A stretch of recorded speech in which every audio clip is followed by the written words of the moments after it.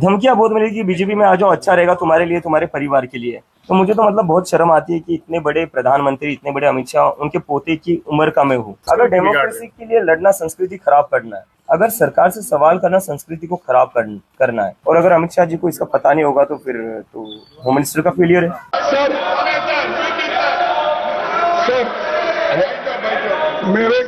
Sir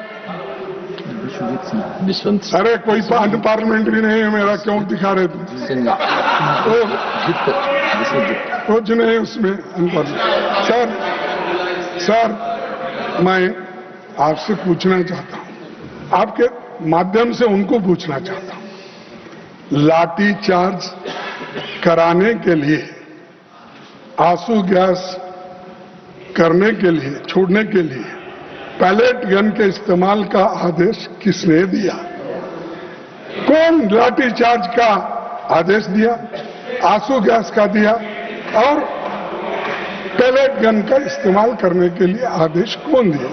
न आप statement दे सकते थे, लेकिन आप नहीं, क्योंकि आप होम मिनिस्टर को हिफाजत करना चाहते हैं, लेकिन बहुत दिन हिफाजत नहीं कर सकते। नहीं होता साहब, अगर आदमी झूठ बोलता है तो एक बार उसका बाहर निकलना पड़ेगा बंटवार।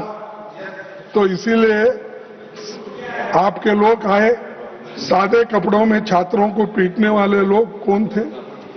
दिल्ली पुलिस किसके अधीन है? सीआरपीएफ एंड रैपिड फोर्स किसके आदेश पर काम करता है? इस पूरे घटनाक्रम का सर्वोच्च सूत्रधार कौन थे? कौन थे? अच्छा, मुझे मालूम है। देश इन सवालों का जवाब चाहता है। अगर गृह मंत्री इनके जवाब नहीं दे सकते तो उन्हें इस्तीफा देना चाहिए।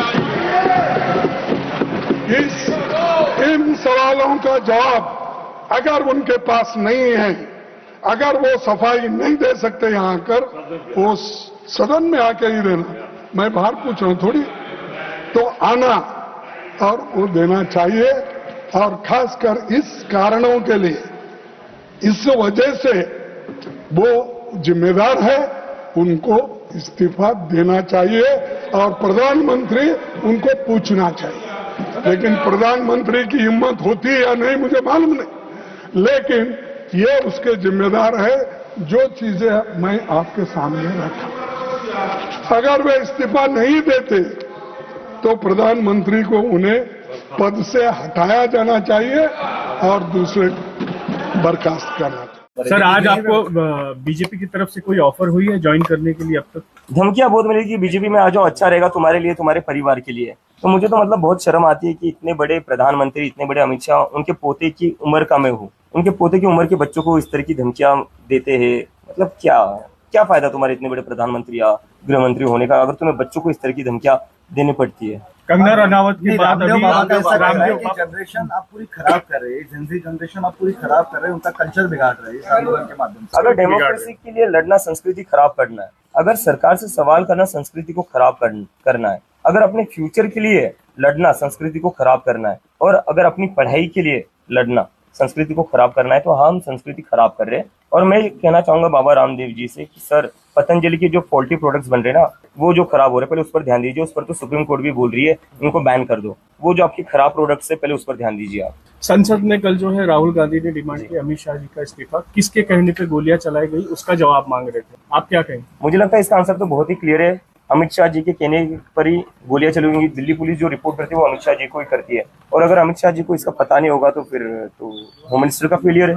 लेकिन वही बीजेपी की ओर से बयान आ रहा है कि किसी भी तरीके की गोलियां चलाई नहीं गई, प्रोटेस्ट पैलेट गन्स चलाई गई है, लोग अंधे हुए हैं। पैलेट गन्स मैंने खुद देखी चलाते हुए, हॉस्पिटल में क्रिटिकल थे वो पेशेंट्स, और गोलियां क्या नहीं चली। बिहार में क्या हुआ है, AK-47 किसने चलाई, किसकी सरकार है वहां पर? मतलब देश के बच्चों के ऊपर तुम AK-47 चला रहे हो। एक टाइम था इस देश में AK-47 चलाई जाती थी आतंकवादियों पर, अजमल कसाब पर। जब पार्लियामेंट पर अटैक हुआ था तब AK-47 चलाई जाती थी। आज AK-47 चलाई जा रही है स्टूडेंट्स पर।